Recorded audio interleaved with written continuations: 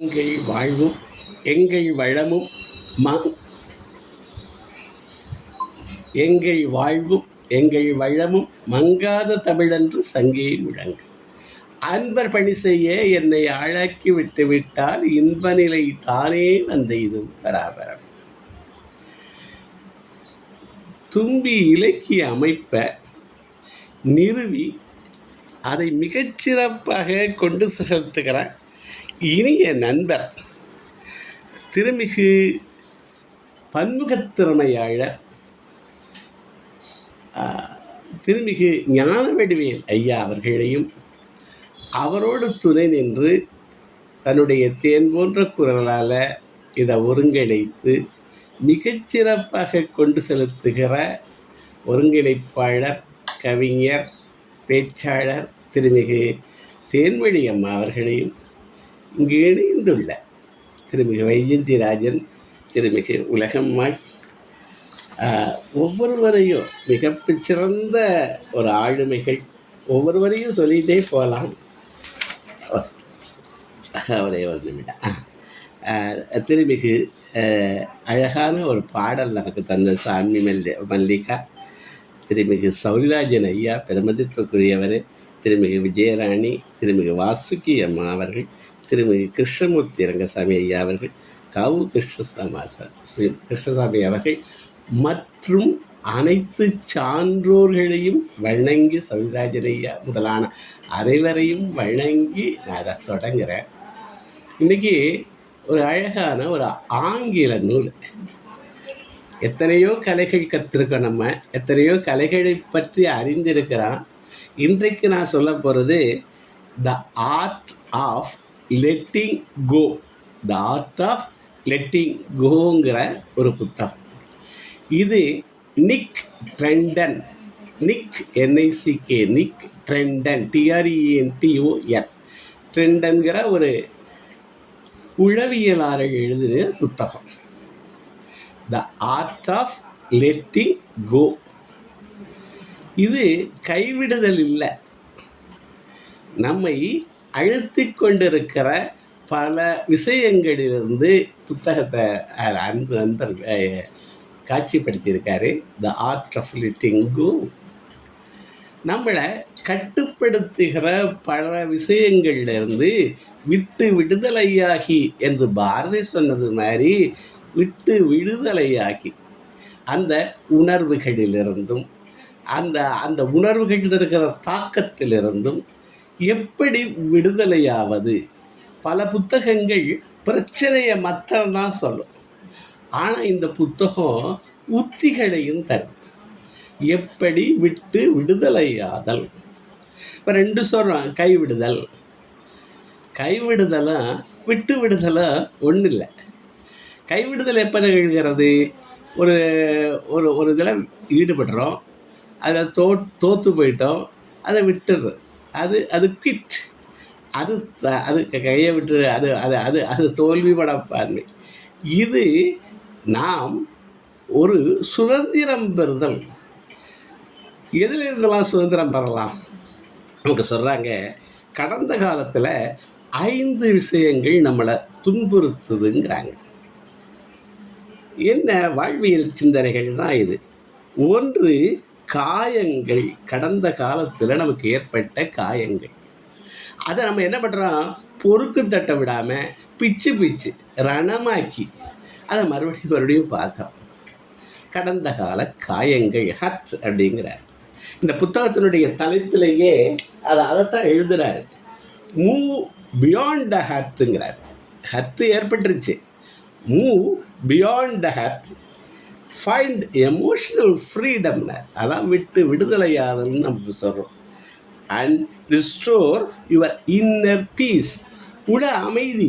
அந்த இது அது நம்மளை விட்டு போகாத வரைக்கும் அந்த உள்ளத்துக்கு அமைதி கிடைக்கிறது இல்லை. அப்போ காயங்கள்ங்கிறாரு. 2வது அவமானங்கள்ங்கிறார். அது அவமானமாக இல்லையாங்கிறது 2வது விஷயம். அந்த அவமானப்படுத்திட்டாங்க அவங்க, நம்மளை கண்டுக்கலை, நம்மளை ரெகனைஸ் பண்ணலை. இங்கு மனிதர்கள் பாராட்டுக்கும் அங்கீகாரத்துக்கும் ஏங்குறாமா. ஆனால் புறக்கணிப்புக்கு அஞ்சுறாமா. அந்த புறக்கணிப்பு இருக்கு பாருங்க, அது நம்மளை எப்பவும் அது நம்மளை சிரமப்படுத்திக்கிட்டே இருக்கு. அதெல்லாம் விட்டுருங்கிறது தான். எப்படி விடுதறது அதை தான் பார்க்கலாம். ரெண்டாவது, அந்த முதல்ல கோபம், இது காயம் சொன்னேன். அடுத்தது இந்த அதாவது அவமானங்கள். மூன்றாவது கோபங்கிறார். பழைய கோபதாபங்கள் விடவே இல்லை. என்றைக்கோ ஒரு கோபம் ஏற்பட்டது, என்றைக்கோ. கோபம்ங்கிறது என்ன? அது ஒரு நேரத்தில் ஏற்படுகிற உணர்வு தான் அது. அதாவது அறிவிலே குறைவு. அது அறிவிலே குறைவு கோபமாக பீரெடுக்கிறது. ஆதங்கம் கோபமாக வருது, பொறாமை கோபமாக வருது. அதனால தான் காமம், வெகுளி, மயக்கம் இம்மூன்றின் நாமம் கெடும் அப்படின்னார். இந்த அறியாமை, மயக்கம். இவர் மூன்றாவது இந்த கோபம் சொல்கிறார். கோபம் ரெண்டு. ஒன்று ஒரு மனிதர் மேலே ஏற்படுது, ஒரு விஷயத்தினால ஏற்படுது. அந்த விஷயத்தை சரி பண்ணிட்டா அது சரியாக வந்துடும். ஆனால் அந்த மனிதர்கள் மேலே ஒரு கோபம், என்றைக்கோ ஒரு கோபம் ஏற்பட்டுச்சு, அது அந்த அந்த சாயலில் ஒருத்தனை பார்த்தா கூட எரிச்சல் வருது. அது நம்மளை என்ன பாடுபடுத்துதுன்னுங்கிறாங்க. அடுத்தது குற்ற உணர்வு, அந்த கில்ட்டி. நம்ம தெரிஞ்சோ தெரியாமையோ ஒரு தவறு செஞ்சிடறோம், அது தவறுன்னு குத்திக்கிட்டே இருக்குது. அதனால சொன்னார், தப்பு சிறுசாக இருக்கிறது திருத்திக்க, திரும்ப வராமல் பார்த்துக்க. அதை பற்றி குற்ற உணர்வுக்கு ரொம்ப கில்ட்டியை விட திரும்ப வராமல் பார்த்து கொள்வது சிறந்தது. அப்போது பழைய தோல்விங்கிறாரு. நாலாவது, ஒரு இடத்துல ஒரு தோல்வி அடைஞ்சிட்டோம், அந்த தோல்வி அடைஞ்சதே குத்திக்கிட்டு இருக்கே வழிய நம்ம மேம்படுறதுக்கு அந்த இதை பார்க்கறதில்ல. ஐந்தாவது, நிறைவேறாத எதிர்பார்ப்பு கழிங்கிறார். அந்த ஒரு காலத்தில் நிறைவேறலை அந்த இது, அதை இன்னும் தூக்கிக்கிட்டு அதுவே ஒரு நம்ம எதிர்பார்ப்பு, பெரிய எதிர்பார்ப்பாக இருந்திருக்கு, அது நிறைவேறலை, அதை தூக்கி தெரிய முடியுமா? இந்த 5 இதில் இருந்தும் எப்படி வெளிப்படுறது? இதில் இருந்து விடுதலை ஆகிறது அந்த நூல். அது 8 வகையான வழிகளை சொல்லுது. அதை பார்ப்போம். அதாவது மற்ற செல்ஃப் ஹெல்ப் புக்கெலாம் விடக்கூட இது நான் சொன்னது மாதிரி உத்திகளை சொல்லதுனால நான் இதை சிறந்ததாக நான் இதை பார்க்குறேன். அப்போ இதில் முதல் விஷயம் சொல்கிறாரு, டயக்காண்டமி ஆஃப் கண்ட்ரோலுங்கிறார். டயக்காண்டமி அப்படின்னா என்ன? இருவகை பார்வைகள். அது என்ன? எல்லாவற்றிலும் இருமை இருக்கிறது அப்படின்னு சொல்கிறாங்க. அது என்ன இருவகை பார்வை? நம்மளால் கண்ட்ரோல் பண்ண முடிஞ்சது எது, நம்மளால் கண்ட்ரோல் பண்ண முடியாதது எது அப்படிங்கிற 2 வட்டம் போட சொல்கிறாங்க. உள்வட்டத்தில் நம்மளால் கண்ட்ரோல் பண்ண முடிஞ்சதை, அதாவது நம்மளால் மாற்றக்கூடியவையை எழுத சொல்கிறாங்க. 2வது வட்டத்தில் நம்மளால் மாற்ற முடியாமல் எழுத சொல்கிறாங்க. எதையெல்லாம் மாற்ற முடியும்? இந்த நம்ம ஒரு அவமானப்பட்டுட்டோம்னு நினச்சிக்கிட்டு இருக்கோம், ஹர்ட் ஆகிட்டோம்னு நினச்சிக்கிட்டு இருக்கோம், அது நம்மளை துன்பப்படுத்திக்கிட்டே இருக்குது. பழைய தோல்விகள், நிறைவேறாத எதிர்பார்ப்புகள். இங்கே நமது எண்ணத்தை மாற்றலாமா? நமது அணுகுமுறையை, ஒரு விஷயத்தினால அணுகுமுறையை மாற்றலாமா? சரியா? செயல்களை, நம்மளால் முடிந்த செயல்களை மாற்றலாமா? அடுத்தது பதில். ஒரு கேள்வினா ஒன்று உடனே பதில் சொல்லலாம், அல்லது ஒரு அரை வினாடி தாமதித்து பதில் சொல்லலாம், அல்லது பதிலே சொல்லாமல் இருக்கலாம். அப்போ ஒவ்வொரு கேள்விக்கும் கொஞ்ச நேரம், அதான் அந்த எமோஷனை, மைண்டை அப்ளை பண்ணி சொல்கிறதுன்னு சொல்கிறாங்க. இதெல்லாம் நம்ம கையில் இருக்குங்கிறாங்க. நம்ம கையில் இல்லாதது என்ன? அதாவது முழுமையாக கட்டுப்படுத்த முடியாதது என்ன? பிறர் என்ன நினைக்கிறாங்க, அடுத்தவன் என்ன நினச்சா நம்மளால் என்ன பண்ண முடியும்? பிறர் என்ன நினைக்கிறாங்க? நம்ம இன்னொரு நூல் பற்றி பேசியிருக்கேன் நான் இங்கே, மெல் ராபின்ஸுடைய லெட் கோ தியரி. இதுக்கு அதுக்கு ஒரே மாதிரி தான் கொஞ்சம். அதில் என்ன சொல்கிறாரு, சிரிப்புங்க சிரிக்கட்டேன், நம்ம வேலையை பார்த்து நம்ம முன்னேறுவோங்கிறார். Let it be. அது நடக்கிறது நடந்துட்டு போகுது. அவங்கள நம்ம மாற்ற முடியாது. இதே இதை கொஞ்சம் கொஞ்சம் மாற்றி தான் இதற்கு கொஞ்சம் விரிவுரையாக இந்த ஆர்ட் ஆஃப் லெட்டிங் கோ இந்த புத்தகம் வருது. இது 2வது என்ன சொல்கிறாரு, பிறர் என்ன நினைக்கிறார்கள், என்ன நினைக்கிறாங்கிறத நம்மளால் எப்படி கட்டுப்படுத்த முடியும்.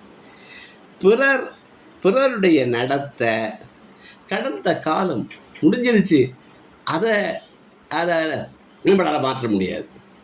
அதற்கான அணுகுமுறையை தான் நம்ம மாற்ற முடியும். அதிலிருந்து அந்த செயல்பாடுகள் தான், அதை மேம்படுறதை தான் நம்ம மாற்ற முடியும். கடந்த காலம், வானிலை, ஐயோ வெயில், ஐயோ காது, இதையெல்லாம் மாற்ற முடியுமா? Which cannot be cured should be endured அப்படின்னு ஒரு ஆங்கிலத்தில் சொல்லுவாங்க. எதை குணப்படுத்த முடியாததோ, எதை அதை பொறுத்துக்க தான் முடியும். Which cannot be cured should be என்டியூர்டுமாங்க. இவர் அதெல்லாம் சொல்கிறாரு.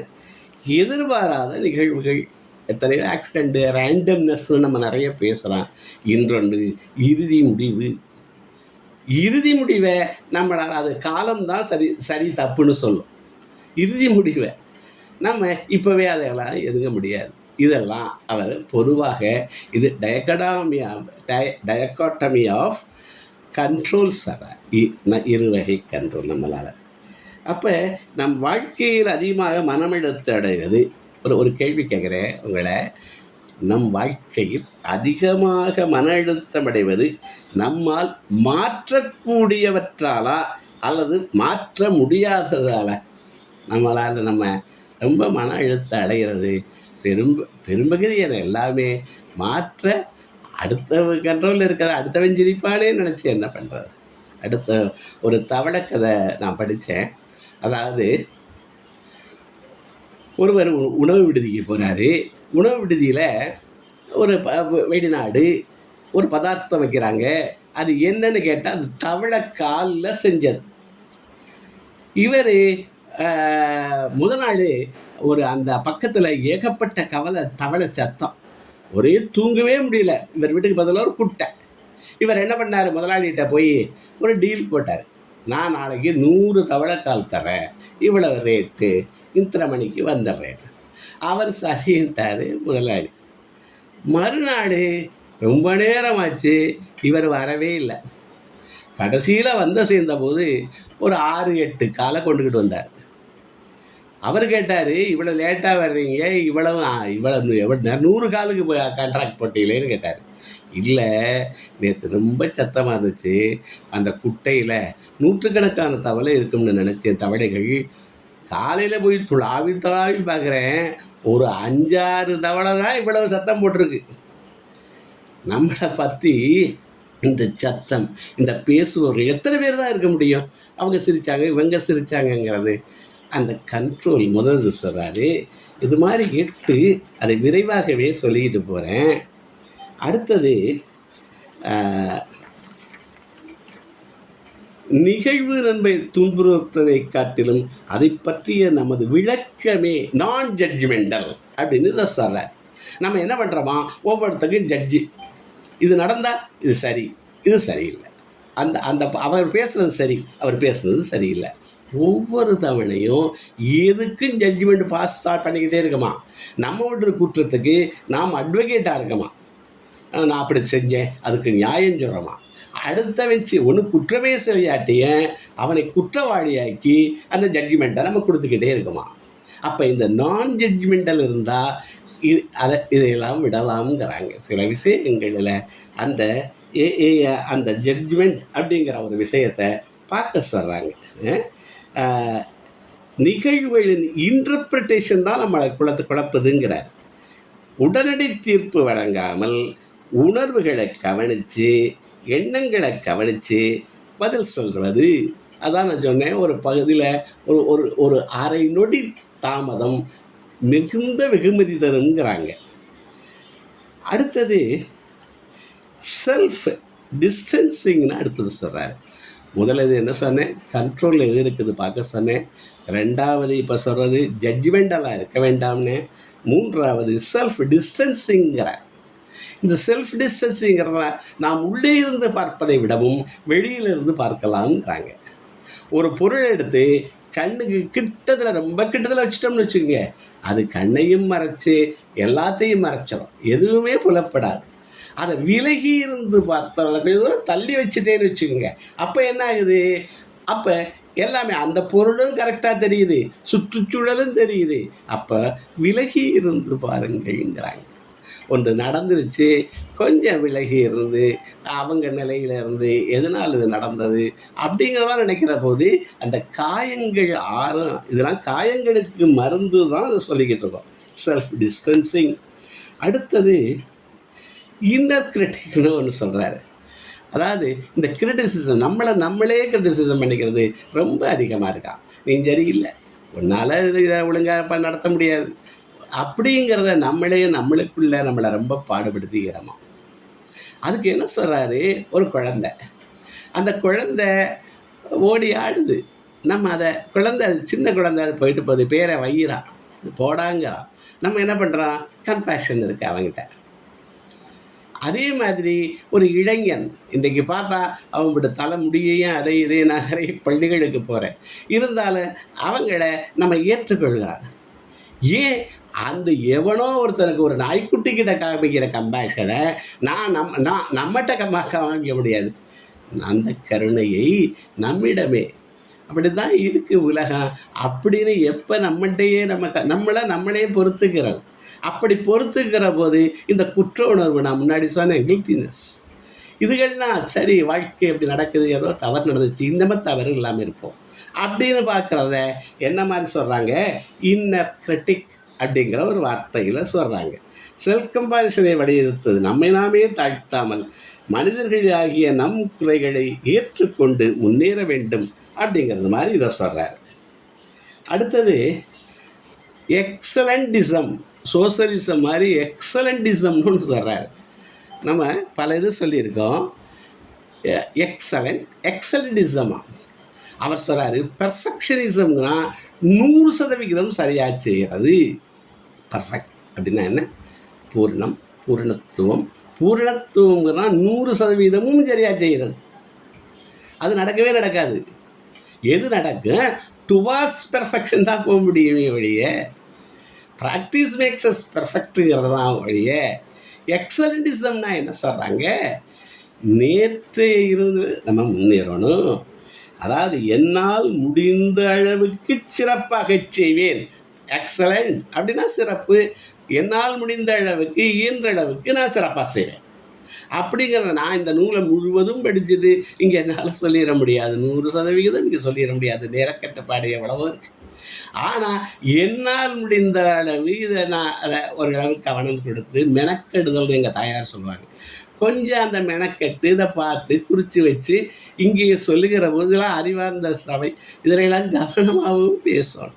அப்போ அந்த எக்ஸலண்டிசம், டுவார்ட்ஸ் எக்ஸலண்டிசம்னு ஒன்று சொல்கிறேன். அது நம்மளை பல இதுகள்லேருந்து காப்பாற்றுங்கிறார். அடுத்தது க்ரோத் மைண்ட் செட்டுன்னு சொல்கிறார். 6வதுக்கு வந்துட்டேன். அது என்ன, க்ரோத் மைண்ட் செட். என்ன, நான் தோற்றுவிட்டேன் என்று பார்க்காமல் இதிலிருந்து என்ன கற்றுக்கொண்டேன். இதெல்லாம் நம்ம செய்கிறது தான். ஆனால் ஆங்கில நூல்கள் முறைப்படுத்தி சொல்கிறாங்க. அப்படி சொல்கிற போது இன்னும் தெளிவு ஏற்படுது. அப்போ என்ன சொல்கிறான், இதுலேருந்து தோத்துட்டே இல்லாமல் எவ்வளவு கற்றுக்கொண்டேன். உங்களுக்கு தாமஸ் ஆல்வா எடிசன்லாம் சொல்ல தெரிஞ்சதெல்லாம் சொன்னதெல்லாம் தெரியும். தடையை முடிவாக பார்க்காமல், என்ன வார்த்தை, தடையை முடிவாக இதோட முடிஞ்சு போச்சுன்னு பார்க்காமல் கற்றலுக்கான வாய்ப்பு அப்படின்னு பார்க்கணும். இப்போ மார்க் ட்வைனுடைய ஒரு கோட் எனக்கு ரொம்ப பிடிக்கும். அவர் என்ன பண்ணுறாரு, ஒரு மீட்டிங்க்கு போயிட்டு வந்து உட்கார்ந்துருக்கார். அப்போ நண்பர் கேட்குறாரு, ஏதோ நினச்சிக்கிட்டு இருக்கீங்களே, அந்த உரையை பற்றி நினச்சிக்கிட்டு இருக்கீங்களா அப்படின்னு கேட்குறார். அப்போ இவர் சொன்னாராம், நான் அங்கே என்ன பேசணும்னு நினச்சது உரை 3 உரைகள் சொல்கிறாராம். நான் ஆக்சுவலாக அங்கே என்ன டெலிவர் பண்ணனோ அது ஒரு உரை.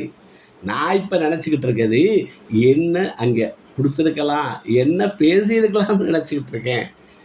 அப்புறம் தான் என்ன நினைக்கிறான், அப்போ கடந்ததிலிருந்து நாம் கற்றுக்கொள்கிறோம், தோல்விகளிலிருந்து இப்படி ஒரு மீட்டிங்கில் எப்படி பேசணும் அல்லது பேசக்கூடாதுங்கிறத கூட நம்ம கற்றுக்கிறோம். அப்போ இந்த கற்றுக்கொள்வது அதான் அங்கே எல்லா அனுபவங்களும் கற்றுக்கொள்வது தானே நம்ம பார்க்குறோங்கிறாங்க. 7வது, கடந்த காலத்தை மாற்ற முடியாது, ஆனால் அதன் மீது நமது உறவை மாற்ற முடியும்னு தான் சொல்கிறாங்க. அதன் மீது நம்ம வைக்கிறோம்ல ஒரு அட்டாச்மெண்ட்டுன்னு சொல்கிறாங்கல்ல, அதை நம்ம மாற்றிக்கலாம், ஒரு அணுகுமுறைகளை மாற்றிக்கலாம். அப்போ கடந்த காலத்தில் நடந்த சம்பவம் இன்று நம்மை தொடர்ந்து கட்டுப்படுத்த வேண்டிய அவசியமில்லை அப்படிங்கிறார். நான் அந்த நிறைவு பகுதிக்கு வந்துட்டேன். அதில் ஃபர்கியூனஸ்ன்னு சொல்கிறேன். ஃபர்கியூனஸ், இந்த கில்ட்டி இதுகள்லாம் இருக்குது பார்த்தீங்களா, அதுக்கு அது மிக உதவியாக. அது என்னென்னா, நடந்த தவறை நியாயப்படுத்துவது, மன்னிப்பது இல்லை. அதாவது ஒருத்தர் ஒரு ஃபர்கியூனஸ்னால், ஒருத்தர் தவறை செஞ்சிட்டாரு, ஒன்று பண்ணிட்டாரு, நம்மளை இது பண்ணிட்டார், அவனை மன்னிக்கணும். மன்னிக்கணும்னா அவனை ஏற்றுக்கொள்வது இல்லையா, சரியா? அந்த விஷயம் சரிதான்னு சொல்கிறது இல்லையா, நமக்கு ஏற்பட்ட காயத்தை மறந்துடணுங்கிறது இல்லையா, என்னவா அந்த காயம் நமது எதிர்காலத்தை கட்டுப்படுத்த விடாமல் இருப்பது தான் ஃபர்கியூனஸ்னர். என்ன, அந்த காயம் நம்மளுடைய எதிர்காலத்தை அது பாதிக்கக்கூடாது, அதுதான் ஃபர்கியூனஸ்ங்கிறார். எதுக்காக ஃபர்கியூனஸ் பண்ணுறது? நமக்காக தான் பண்ணிக்கிறான், அவனுக்காக இல்லை. அந்த விட்டுட்டோம்னா அது சரிதான் அப்படின்னு ஃபர்கியூனஸ் ஆகிடுச்சுன்னா அது நம்மளை விட்டு போயிடும். இல்லாட்டி அவன் அவமானப்படுத்த நின்றுக்கிட்டே இருக்கும். இன்னும் ஒரு ஒரு 2 நிமிடத்தில் அதை முடிக்கிறேன். அப்போ நிறைய டாக்ஸிக் ரிலேஷன்ஷிப்னு சொல்கிறாரு. டாக்ஸிக் ரிலேஷன்ஷிப்ஸ், நிறைய ரிலேஷன்ஷிப்பு நம்மளை ஒரு படுகொலியில் தள்ளுறதும் நண்பன் தான்டா. அந்த ரிலேஷன்ஷிப்பை கவனம் கொள்ளுங்கள் அப்படின்னு சொல்கிறார். சில 3 விஷயம் சொல்கிறார் உறவுகள். சில உறவுகள் நம்மை வளர்க்கின்றன. இங்கே நமது இந்த குடல் மாதிரி இருக்கிறது, இந்த புத்தகங்களை, சான்றோர்களுடைய நூல்களை எல்லாம் இங்கே சொல்வது நம்ம வளர்க்கிறது மாதிரி இருக்குது. இந்த உறவுகள் வளர்க்கிற உறவுகள். சில உறவுகள் நம்மை வளர்க்கின்றன, சில உறவுகள் நம்மை சோர்வடைய செய்கின்றன. அதை கூட பரவாயில்ல, பொறுத்துக்கலாம்.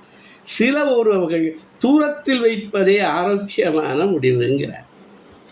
அப்போ இன்றைக்கு நம்மை சிரமப்படுத்துகிற, தொல்லைப்படுத்துகிற காயங்களை, அவமானங்களை, அந்த நிறைவேறாத எதிர்பார்ப்புகளை, கோபம், பழைய கடந்த கால கோபங்களை, துரோகங்களை, நாம் குற்ற உணர்வை கடப்பது எப்படி, லெட்டிங்கோ, அது ஒரு கலைங்கிறாங்க. அதற்கு 8 விதமான கதைகள் சொல்கிறாரு. 1, எது நம்ம கண்ட்ரோலில் இருக்குன்னு பார்த்து அதை மாற்றணுங்கிறாங்க. அடுத்தது என்ன சொல்கிறாங்க, கொஞ்சம் டிட்டாச் பண்ணி விலகி இருந்து பாருங்கள்ங்கிறாங்க. நிறைய உதாரணங்கள் இருக்குது, குறைச்சலான நேரங்கிறதுனால அதை குறைக்கிறதுங்க. அதே மாதிரி அந்த மன்னித்தல், நம்மளே ஒரு கம்பேஷன், நமக்கு கருணை காட்டுங்கள், யாருக்கோ கருணை காட்டுறேன், நமக்கே கருணை காட்டுங்கள்ங்கிறாங்க.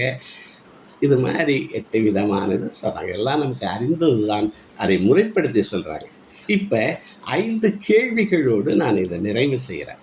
அந்த கேள்விகளை நீங்கள் பார்த்துட்டீங்கன்னாவே எப்படின்னு உங்களுக்கே தெரிஞ்சிடும். ஒன்றாவது கேள்வி, நாம் விட வேண்டியது மனிதர்களையா எதிர்பார்ப்புகளையா? நான் சொன்னேன், இந்த கோபத்தில் 2 சொன்னேன், விஷயம், மனிதம். நாம் விட வேண்டியது மனிதர்களையா எதிர்பார்ப்புகளையா? முதல் கேள்வி. 2வது கேள்வி, நம்ம மன அழுத்தத்தில் எவ்வளவு பகுதி நம்மால் கட்டுப்படுத்த முடியாதவற்றை பற்றிய கவலையாய் இருக்கிறது? நம்ம மன அழுத்தத்தில், இந்த மன அழுத்தத்துக்கு விடுதலை,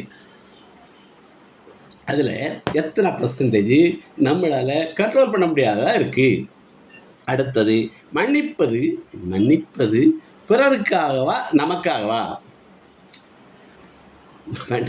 நமக்கா பிறருக்கா? அடுத்தது, பெர்ஃபெக்ஷனிசம் நம் முன்னேற்றத்துக்கு உதவாதா? எக்ஸலண்டிசம் சொன்னேன், எதுலேயும் பெர்ஃபெக்டாக இருந்தால் ஒன்றும் நடக்காது, அது உதவுதல. லெட்டிங்கோ என்பது முக்கியமான கேள்வி. லெட்டிங்கோ என்பது பலவீனமா அல்லது உயர்ந்த மன வலிமையா? கேள்வி என்ன? நான் இவ்வளோ நேரம் பேசுகிறேன், லெட்டிங்கோ என்பது பலவீனமா அல்லது உயர்ந்த மன வலிமையா? அப்போ இந்த தள்ளி இருந்து பார்த்தல் உணவு கடந்த காலத்தை மாற்ற முடியாது. அதுதான் இந்த நூலுடைய இது. நிகழ்காலத்தை வீணாக்காமல் இருக்கலாம். நிகழ்காலத்தை அது பாதித்து வீணாக்காமல் இருக்கலாம். எதிர்காலத்தை நமது அணுகுமுறையால் வடிவமைக்கலாம்.